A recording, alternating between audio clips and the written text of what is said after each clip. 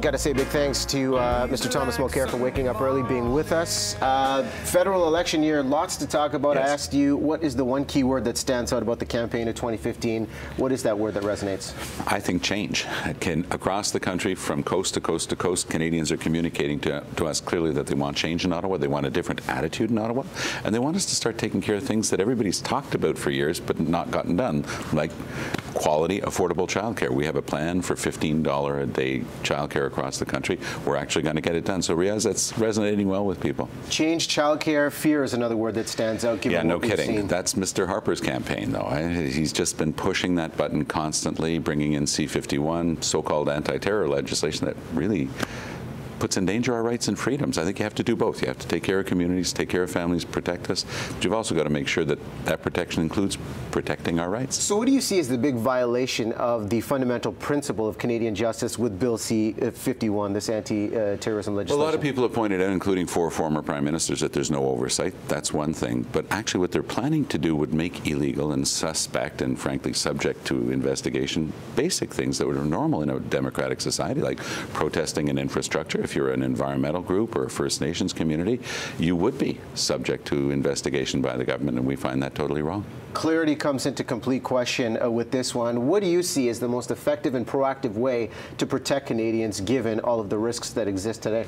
I think, first of all, the onus is on the government to show that what we did after 9/11 is insufficient. They haven't been able to make that case yet. They haven't given us a single example of something that isn't caught by existing legislation that would be caught by that. There's one thing we'd add that's missing so far, which is to work on de-radicalization. So young people are being subjected to influences that could be causing that. So work with faith communities, work with the communities themselves, of course, work with schools. And President Obama has a good way of doing that, very open, constructive, working on the upstream approach where things are happening to make young people influence like that.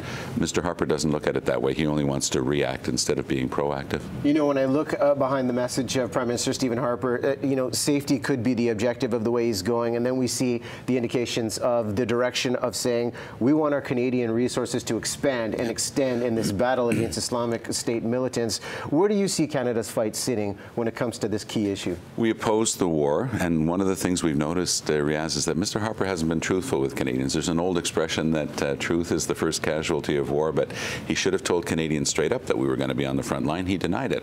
I asked him twice. I said, are we going to be painting targets for airstrikes?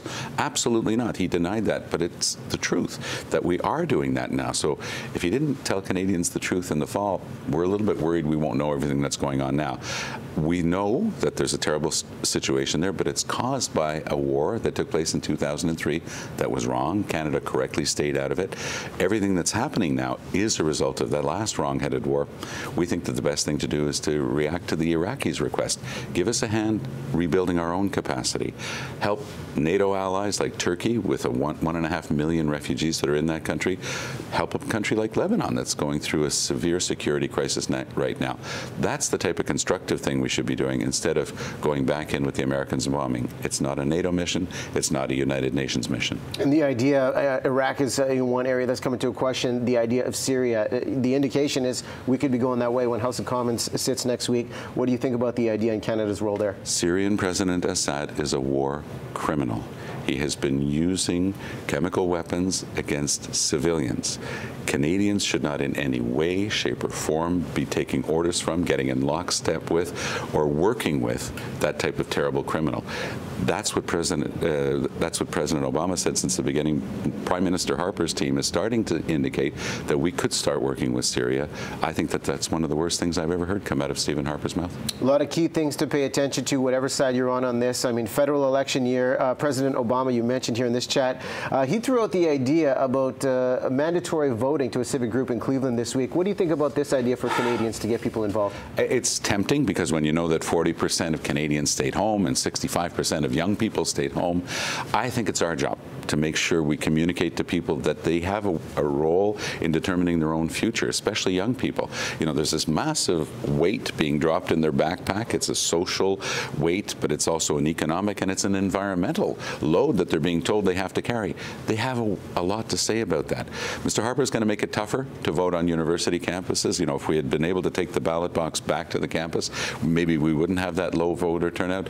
But despite that, Riaz, I still believe it's up to us to convince people to vote instead of making it compulsory. I've never believed in that. So the campaign is underway. You bet. October 2015, the chance to get your voice heard. Mr. Mulcair, thanks so much for coming by. Thanks a lot, Riaz. Great to see you again. A lot of important issues to debate. And House Commons kicks off again next week, so lots to follow as well.